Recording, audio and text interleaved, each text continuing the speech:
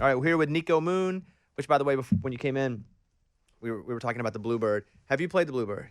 One time. Okay, what was that experience for you like? It was awesome.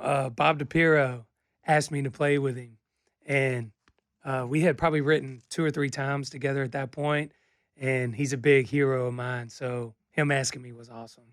So, yeah, we sat down. And Do you feel nervous playing with someone that you really admired? Yeah.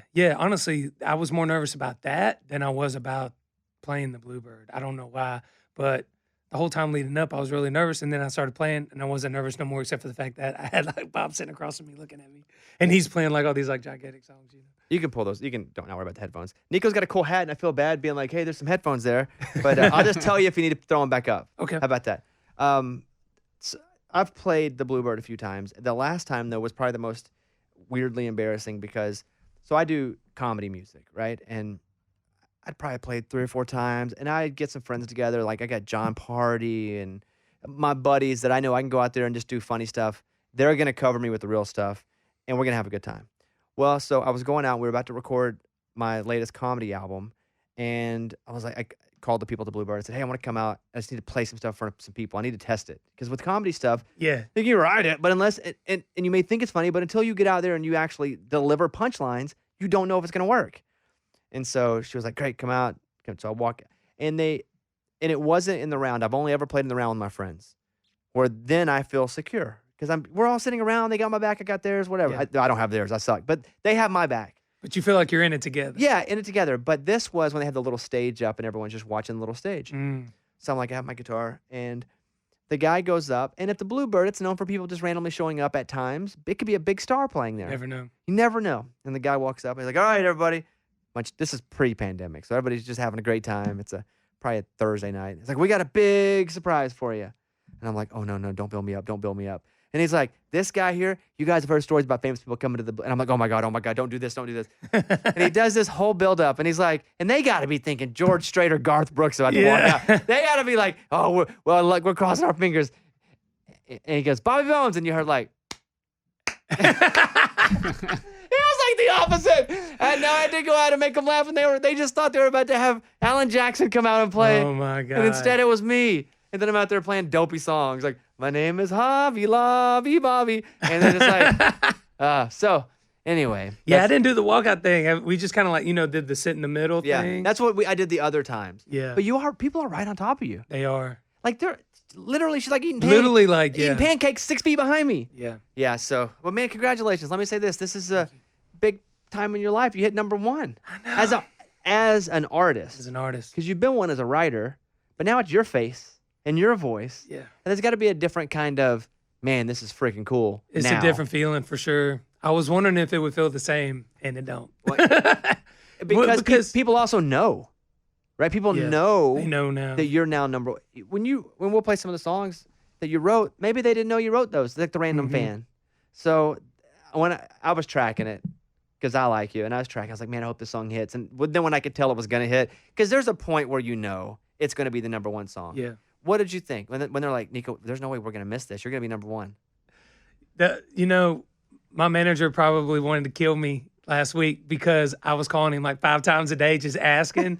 And he was like, "When I know, I'll tell you." I'm like, "Okay." So I just lay in bed all night. I couldn't sleep the whole week.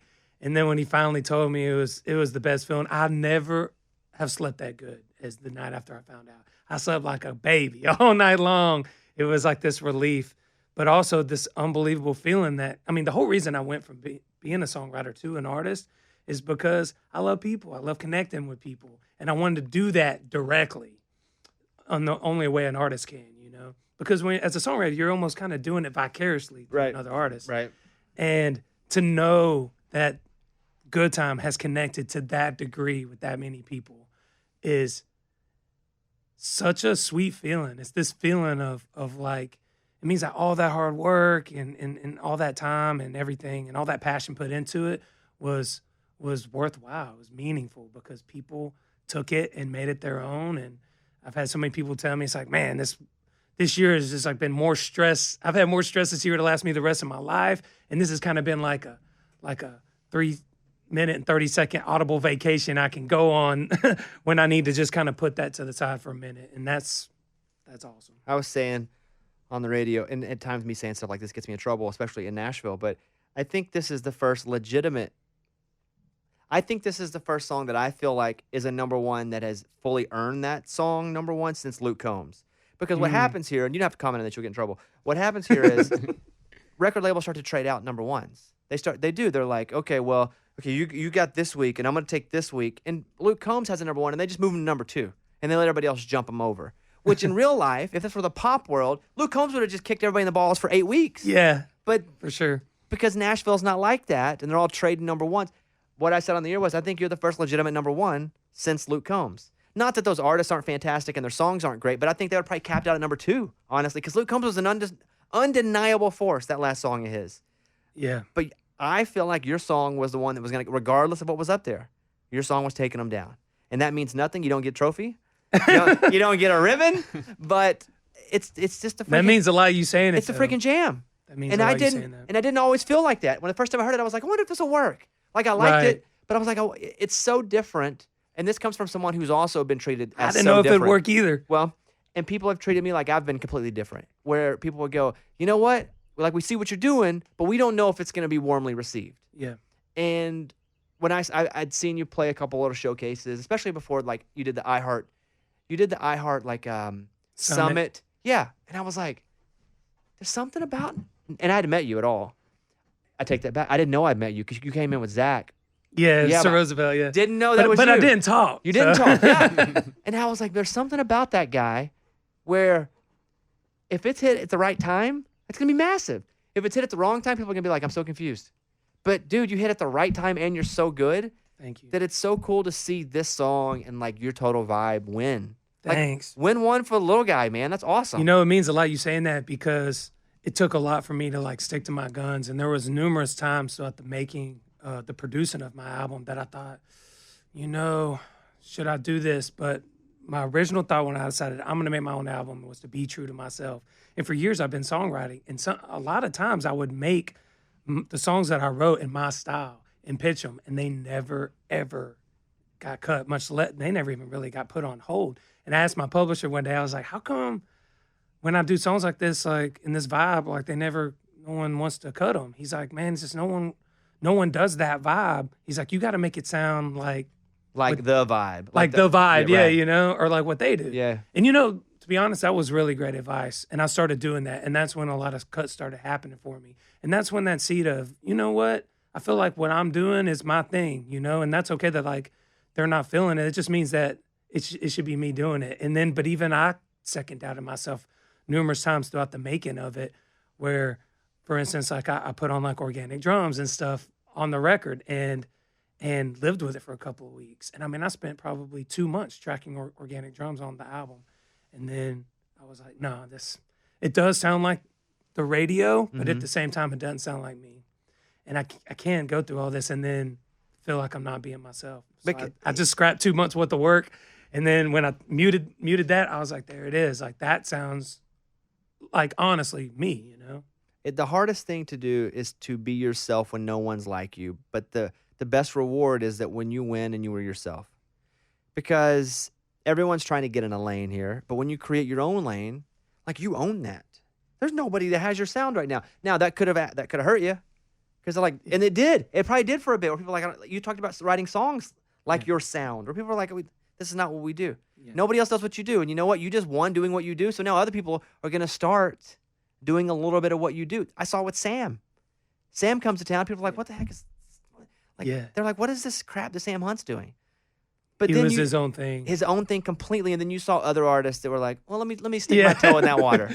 Yeah. So I commend you for that. Remember because that. It's the hardest thing to do, to be different and to stay pointed at the goal when other people are going, I don't know if that's it. Yeah, and it's tough. And I think maybe a lot of people out there may think that because we do our own thing, that there isn't times of like doubt that you may question yourself. So only reason I say that is because I think that it's possible that maybe someone's listening right now who has a thing that they're doing that's different. And they may be questioning themselves and, you know, wonder like the people who are in their own lane that are doing the thing right now, did they ever feel like that? And I want to know it's okay, you know, because I do, you know, I have, you know. But at the end of the day, stay true to yourself because that's the most important thing. people can feel that. I feel, you know, like you can hear honesty in an artist. You can just hear it through the music if it's real or not, you know? And the worst thing, and I've been the victim of this, especially early in my career, was failing when you weren't even you to begin with. It's Yeah. when you try to mold yourself after what you think people want, and then you don't hit, and you're like, man, if I was gonna fail, I just would have rather failed at being me. Yeah. At 'Cause least then- I should have been myself. Yeah, you're like, listen, if I was gonna fail, I could at least tried what I really feel. And so, anyway, man, just like shout out And to if you're you. your thanks, man. And if That's- you're yourself, then you're gonna sound like nobody else because there's only one you, right? And so if you really just hone in deep onto that, and so I spent 2 months before I made my album just thinking about like who am I, and I started going through all my influences from childhood, what my parents listened to that I kind of grew up on, and then what I started getting into, and I really took the time to think about that and put it in a pot and say, all right, now that's my life. What does that sound like when it's all put together? And you know what? That's a great analogy, like a pot and what's your life, because like where you grew up, and listen, for me, I grew up and I was the first generation that had freaking Napster and downloads and be influenced by things. I grew up in a small rural town in Arkansas where country music was dominant. However, I now got to go LL Cool J, and Yeah. every kind of music. So I also got to pick. It wasn't just what was at the store; it was what would connect to me. Yeah. So it was hip hop. It was '90s grunge, especially for me, and it was also, a lot of country. But the same situation happened with you a bit, right? Like you're just were Absolutely. surrounded by all kinds of different music. Yeah, I was growing up in the country about an hour outside of Atlanta. So I was literally 15 minutes from where Travis Tritt lives in Hiram, Georgia, and about 30 minutes from where Alan Jackson lives in Noonan, Georgia.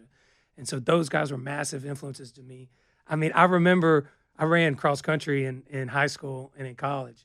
And I remember literally training along the Chattahoochee River, listening to Down on the Chattahoochee. But at the same time, I'm right next to Atlanta, the epicenter of hip hop music, So I'm getting that influence of Outkast and all of that.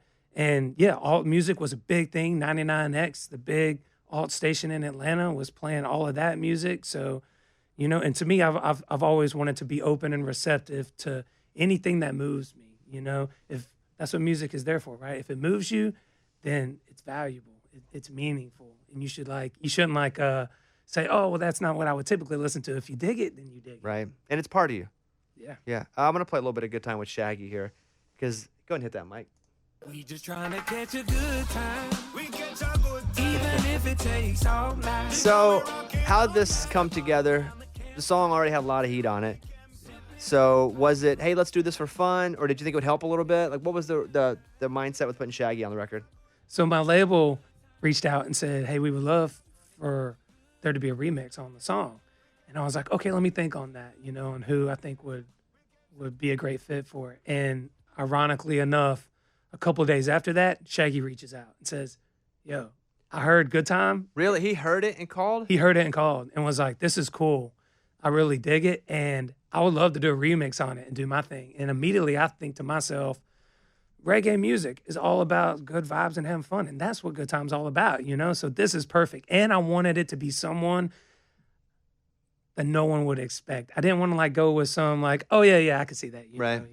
He reached out to that person or whatever. I wanted it to be so out of left field because I like doing that with people. It's my first remix I've ever done. I wanted it to just completely catch people by surprise. But at the same time, it worked and it makes sense. Did you meet him?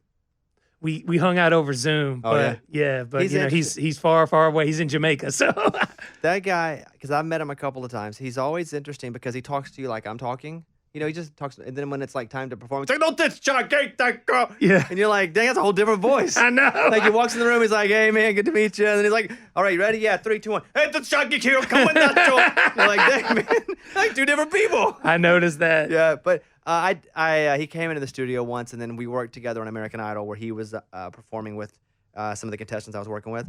And great guy, super nice, Super nice. chill dude. Yeah, And when I was young, man, Angel, It Wasn't Me, I know. Universal, everybody. Like he hit it all. Mr. Everybody. Boombastic, even before that. Yep. Yeah. I want to mention a few of the songs that you wrote before you hit Good Time as an artist. With Zac Brown Band, Keep Me in Mind. Keep me in mind. That's a number 1. Somewhere down the road you might get lonely. Homegrown. I got some good friends that live down the street. Got a good Loving You Easy. You make loving you easy. Beautiful Drug. You're such a beautiful drug. Can't get enough. Addicted and I'm dying. And yet a number one as a rock song, Heavy as the Head with Chris Cornell.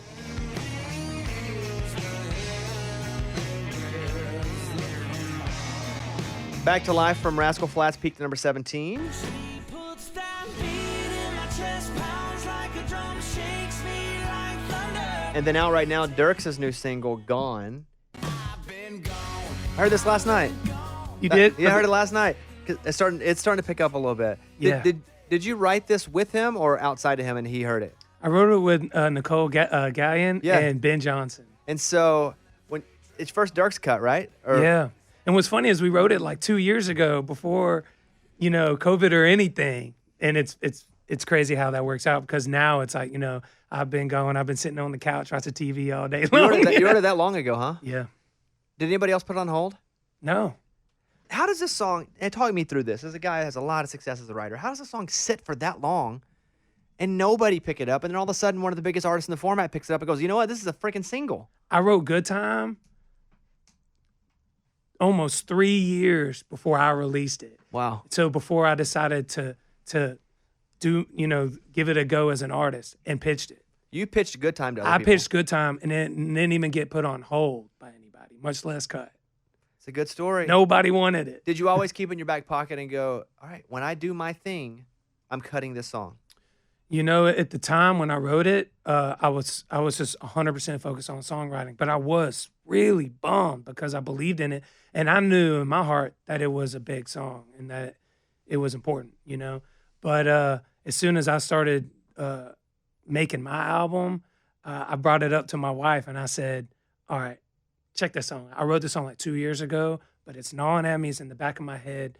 And I feel like it just would be perfect for this album because it really is like my little heart in a song, It's just a simple song, about hanging out with friends and family and enjoying life, living life while we're here, right? Life is short. So, and that's what I'm about. Like, I just want to make people happy with country music and do it in just like a fun way. How did you get in the Zac Brown camp?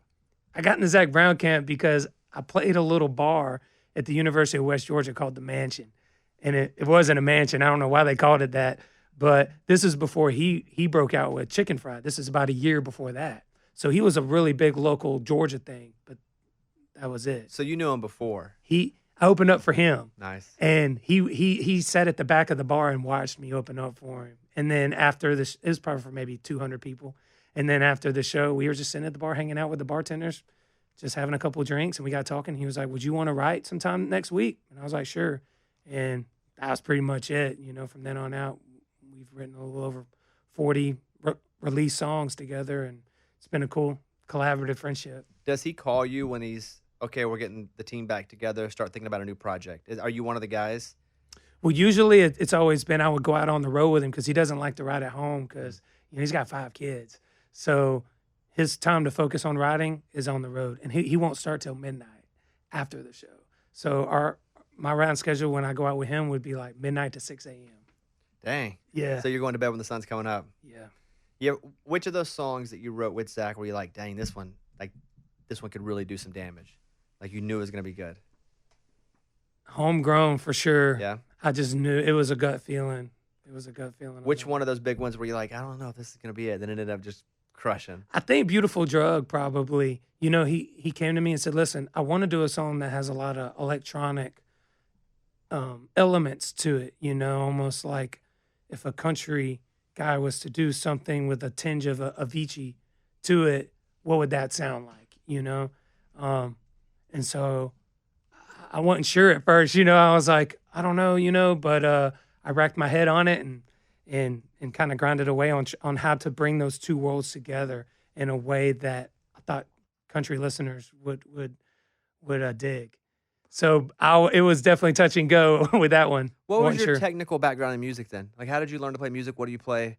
Because again, if he's like, hey, we want to do something with a little bit of electronic, like how did the crap do you do that?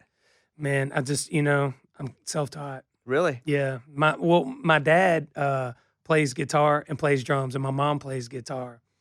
And as a kid, I was always interested in music because they were always writing songs. So I was really brought up in a musical household, but I first learned on drums. So that's why drums are such like a big part of my music, and I think really percussive when I think of melodies and with music structure.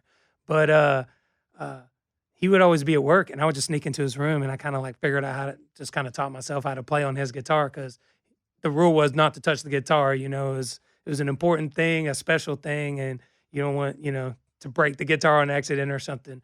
But when he found out I'd been sneaking in his room, I thought that was it. I thought I was gonna get it, you know. But he actually thought it was pretty cool. I had the guts to sneak in there and like try to figure it out. So it all worked out in the end. How do you figure it out? For me, no musical ability, but I went to Walmart and I bought a chord sheet Yeah. from that poster section. Mhm. You know, those big flip tiles. Yeah. Boom, boom. And I bought it, and I went to a pawn shop and I bought a guitar. Because again, I just wanted to do it on stage to play comedy. I wanted to play music during comedy shows. Yeah. And I would be like, all right, E. Dun, dun, dun. But I knew, even though it hurt, I Yeah. knew where to put those fingers for E. Yeah. When you're self-taught, what does that even mean? Because you didn't have a Walmart chord sheet. Well, in the sense of I didn't have like a person in person teaching me. So what I do is I would just go online and just look up how to play, look up the chords to songs that I liked, you know? So I would look up, you know, Friends in Low Places, and then I would see the chords, and then I would look up how did you make that chord? Mhm. And then So similar-ish, except Yeah. you're good self-taught. I'm bad self-taught. That's what I'm gonna say, Mike. I'm self-taught. Hey guys, I'm a self-taught guitar player. And as far as production goes, YouTube. I taught myself how to do Pro Tools and how to produce music on YouTube. It's all there if people It's want to all do there. it. Yeah. People always ask me, it's like, oh man, how do you get your tracks to sound the way that you do? You know, or how do you do this? How do you do that? It's like, man, I learned everything on YouTube. Did you have to fight to keep the in talking part of Good Time on the radio? Because like, what do you say at the very end? Like, Oh, I think I got a I think I bite. got a bite. That's it. Because usually they'll cut that stuff off at the end. It But wasn't intentional. Yeah. It was the last thing I'll do when I'm recording vocals is I'll do what's called ad lib tracks, where I just kind of wing it, you know, and just kind of do little like little sugar moments, you know, where in the background I'll just say, oh yeah, let's go, you know, or woo, you know. And for some reason on that take, I just at the very end I went, oh, I think I got a bite, and then I started laughing, and she started laughing too, and I was like, I don't know, it's kind of works, you know. It's like there's something about it that I like, you know, even though it is kind of goofy. I don't know, it felt good at the same time, so I kept it. How long you guys been married? 5 years Nice. Yeah. Where'd you guys meet? at Facebook. Well, that's how you know it's 5 years ago. Yeah. Yeah. I mean, because now they're. I was gonna say at a show, but technically it was Facebook, and then I invited her to a show because I was playing bars and clubs at the time, you know. So I was playing this bar in Atlanta. She came out. She watched me play. I thought we were gonna hang out after the show, you know, and she just came up and like congratulated me on the show. And then she's like, all right, well, call me sometime, and just left. And I was like, what? Well, listen, you power played her by going, hey, come to my show while I get up on stage. And then she hits you right back with, you don't have the power. Goodbye. Yeah, exactly. That's Yeah. funny. Yeah, she got me on that one. And so, did you guys live in Nashville? Did you live in Nashville at the time? No, we were living in Both Atlanta. of you were in Atlanta. We've been here that was 8 years ago. And so we knew each other for 3 years before we got married. And we've been here for almost 5 years. Does it feel like home yet? Yeah, it feels like home. It really does. It's interesting when I go back home, it still feels like home, but I don't know. This feels like home too. Does that make sense? When It you go does. home, do you feel that way? It does to me. This feels like home now because I actually have a couple real roots here. Mm. Like I'm now engaged, so my fiance and my dog is here. Until about 2 years ago, even maybe less than that, it didn't. It just felt like a place where I was working. I had a nice house and Yeah. I brought all my friends with me here, meaning when I moved here from Texas, my radio show's always just been my friends. No, I've never really brought in anybody from other radio shows. Mm. That's why people always thought we sucked, is because we don't sound like a real radio show. So I took all my friends with me. So that kind of felt homey because I brought them. That's awesome. But now it's like I have legitimate roots here. But when I go back to Arkansas, I still feel like, all right, this is home. This is home too. Yeah. And I also lived in Austin, Texas for 12 years, and nothing Oh, felt more home than wow. Austin, Texas. So it's like all three places I kind of feel, you know how you go somewhere and it's like, you talk about how you slept really hard after went number one. You go somewhere, because I've been traveling a lot, you go somewhere and it's like the big weighted backpack is taken off your back. Like Nashville finally feels like that for me. Yeah. It's Once just you like, cross over that oh. line, there's something to it. It's like, yeah, I can just kind of go and use my own soap, and like I feel good about the grocery Yeah. store. Or even when you start getting like 30 minutes away and just like the way that the land rolls and the way the trees look, you can tell that you're close, you know? Yeah. And that kind of feeling washes Even over. the mile markers on the signs, you're starting to go like, all right, Yeah. I'm feeling pretty good. Almost there. Your first concert was Amy Grant. how old? I was like 5 or 6. Do you remember it? Barely. Just barely. But I knew I was there. Who took you to Amy Grant? My parents did. Were they Amy Grant fans? My mom is. Yeah. Yeah. That's a fun concert if you remember it, but a safe concert, right? If you were going to Super take a safe. 5-year-old to it, that's the one to take a 5-year-old Yeah, to. exactly. Yeah. You ain't got to worry about nothing crazy going down. They're not going to have pass your kid anything to smoke. Yeah. You know, they're not going to yell the F word. No girl's got to be lifting up her You're shirt all on the good. front row. That's a good one. How many tattoos do you have? He doesn't even know. Mike, he doesn't even know. Doesn't know. That's I how you know don't. he's got a lot. Well, it's funny because it's like they start running into each other. So then you start thinking, is that 6 or is that 1 now? You have over 10? Yeah, for sure. A lot? Yeah. Well, your first tattoo is a tree? Yeah. I got it. Well, it starts kind of here. It's like a red pine tree. And what's the tree about? Is it, we're coming from Georgia, pine trees are just everywhere. So it makes me think of home. So home is very important to you. For sure. Yeah. My Yeah. mom lives there. But my dad recently just moved to Portugal though. So he's no longer in Georgia. Wow. Yeah. Have you been over there? I haven't yet. He just moved there. He retired over in Portugal. Do you know Portuguese at all? No, we're trying. We're trying to do a little learning with it. You have We're a- taking like one of those like language apps. Yeah. We're Man, trying. that would be cool. Yeah, If I'm you could excited. if you could go somewhere that's so foreign like that, but also have a safe place like your dad's house. Yeah. Because anytime I go anywhere foreign, I'm in a hotel, I'm like, I'm for sure going to get robbed. I just am paranoid anyway. Like, for sure. I've watched Taken too many times. Yeah. I'm walking out of the airport. They're tracking me back. For sure, I'm Yeah. getting robbed. I get paranoid about that when I'm like in a city and I don't want to look at my phone too much to see like where I'm going, I don't want to be that tourist with the map out like, because you're just like a dead giveaway to get mugged. Are you wearing 2 watches? No, one No, bracelet. no, one just a watch. bracelet. Yeah. Did you do anything to celebrate good times? Did you get anything nice? You know what? I went and got myself a pair of custom Lucchese's. Oh, nice. Yeah. So, and I took my wife, I got her a pair because we wrote Good Time together. Wait a minute. You wrote that with him? Come up to the microphone for a second. I didn't know that. I saw all the names of the writers. That's on me for not Google imaging them. Right. Mike, can you hear her? Yeah. So you wrote Good Time too. And that, by the way, 4 writers on Good Time? Yeah. 2 of them were you two. Mm-hmm. But you get half the check. So when you wrote this, I mean, do you write a lot? Yeah, we actually write all of his songs. Every song together. on the album. Hold on a minute. Did you know this? I didn't know that. It's this is the Dropping a Moon bomb family on you. business. So, okay, I met you before you came in, but tell our listeners your name. Anna Moon. Okay. Is Moon your real last name? So I changed my name about 12 years ago. So it is now your real last name? Yeah. Because Bones isn't my real last name. Yeah, it's on my license and everything. It's my name. It worked out for me though, because now I get a really cool Yeah. last name. So your name's Anna Moon. Yeah, Anna Moon. So you meet this guy. Are you like, hey, I also do music? How early on did you tell him that? Yeah, I mean that was one of the initial things that attracted us to each other is our love of songwriting, and we actually both, speaking of tattoos, have a ink and quill tattoo because that's kind of the premise under which we met. Yeah. So writing has always been a big part of our relationship and something that we've always enjoyed doing together. Do you ever get tired of writing together though and be like, you know what? I'm gonna go write with Jim and Troy. No. She's my favorite person to write with. Our only rule is no writing before I have my morning coffee because sometimes he'll wake up with like all these ideas that he's had like during his sleep or something, and I'll be like, whoa, let me drink some coffee, then we'll get into it. My most creative moment is like the first 10 minutes after I wake up. I don't know why. I wake up, I grab my phone, and I just start writing lyrics.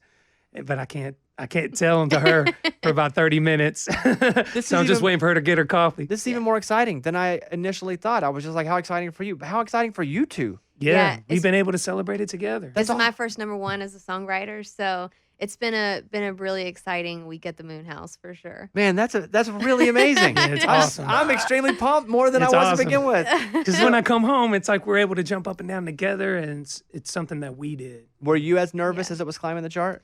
Oh, for sure. Yeah. I mean, maybe it's because it's also my first song at radio as a writer, but there was definitely a lot tied up in it. And just, yeah, definitely just as nervous. I'm super proud of her because now, like, everybody gets to find out how amazing of a songwriter she is.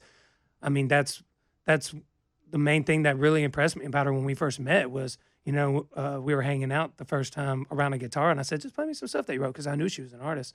And, I mean, I was just floored, I mean, blows me away at singing, ridiculous songwriter, and so we've always had that mutual respect with each other. And now, like, I feel like everyone's going to get to find out about that. You know what's cool too, is that she was just sitting back there.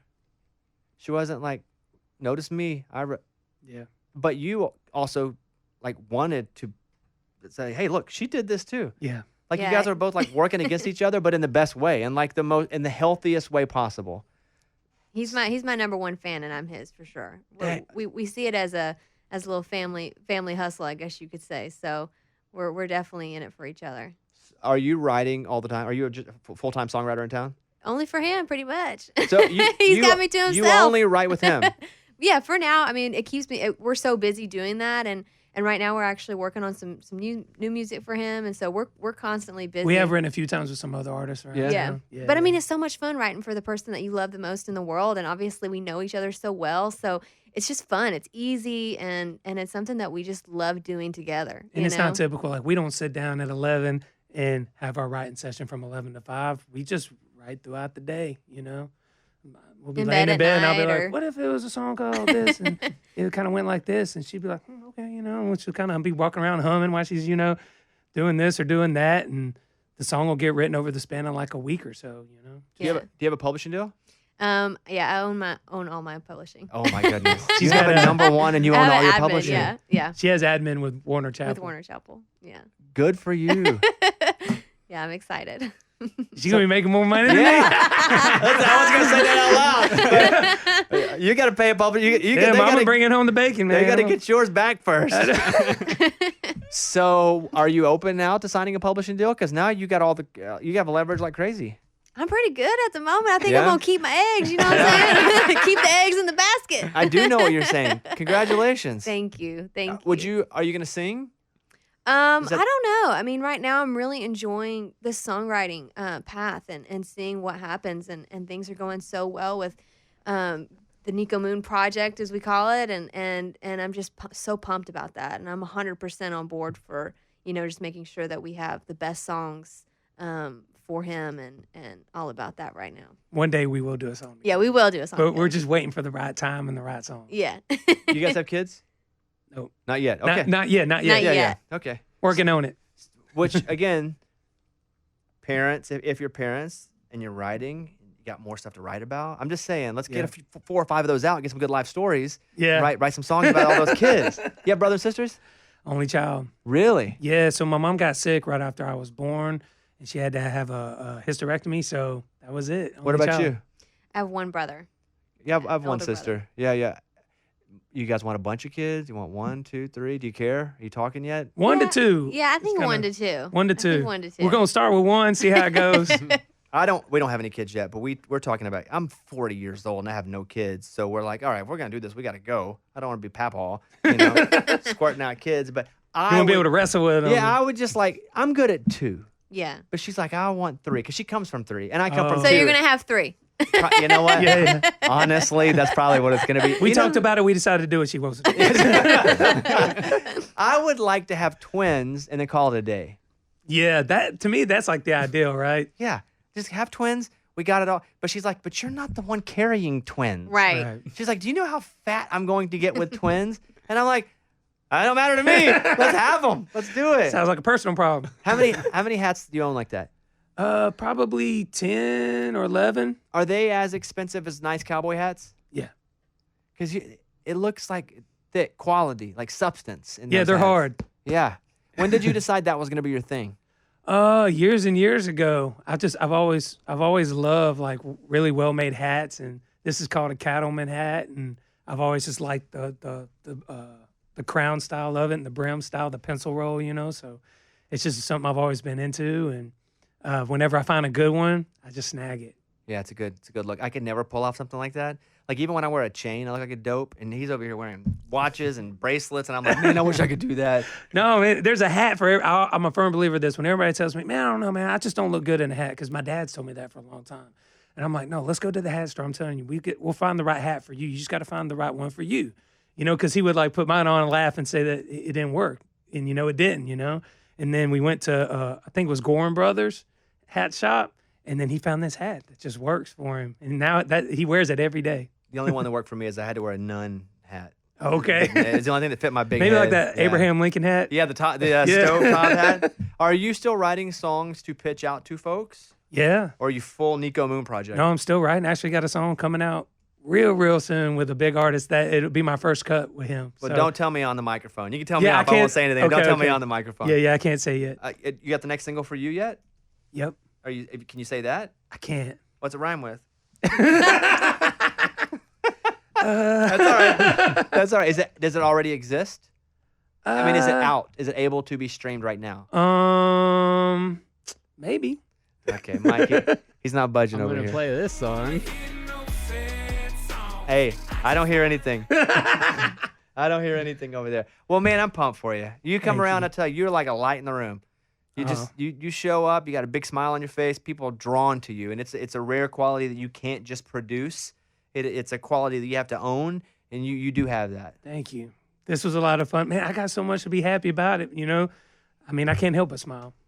Life is such a blessing right now. I feel so much gratitude. I mean, you know how it is. There are literally thousands of artists and songwriters here working their tail off that are so talented, so good, and such a few amount of us get the opportunity and get the platform to like hang out and talk like this and get on the radio. So to be one of those very few new artists that gets like the chance to like get that shot, it's unbelievable, man.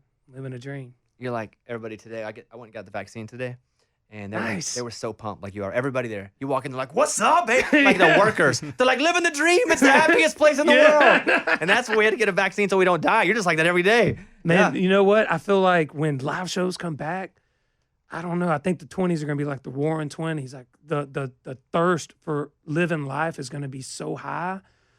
It's almost like when you get something taken away, like you realize just how important it is to you.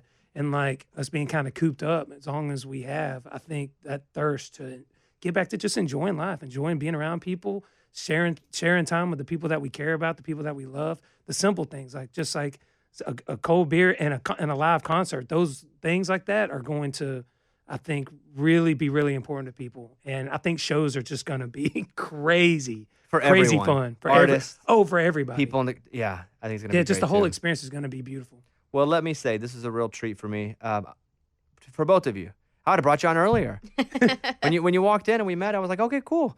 Nice to meet you. All right, let's sit down, do the interview. Who knew you were the star of the whole show? I wouldn't say that, but I Yeah. appreciate By far, it. man. Yeah. Hey, anybody out there, I advise you, marry up. It's the way to go. I'll also agree with that. I did the same thing. All right. By the way, I'll mention this because I saw in an article that someone had written about you. The guy on my show, who's like one of the side guys, Lunchbox. Yeah, Lunchbox. Yeah, he was just like under pressure to create a character's name one day, and you had just left the studio. And so now he has this Oh, the character first called, time? Yeah, now he has this character called Nico Jackson that calls and makes Frank, because he couldn't think of a name. He goes, That's a good name. He goes, Nico Jackson. So you are the inspiration to I like that one of name. our That's a show good name. characters. All right, you guys, check out Niko's music. He's got an EP out right now. It's called Good Time. It's got 5 songs on it. Did you write the song that we played the clip of? You couldn't hear without your ears. Were you on that one too? I don't know what that song is, but I'm just saying you wrote that one too. Dang, what's it like to have rich friends? I need some of these. I need to be my friends. All right, follow at Niko Moon on Instagram and TikTok. Good to see you guys. Good to see you too, And brother. that's it. Hey guys, it's Bobby Bones. Welcome to the channel. If you're new to the channel, subscribe and then go check it out. A lot of artists, a lot of songwriters, a lot of music. Welcome to the Bobby Cash channel.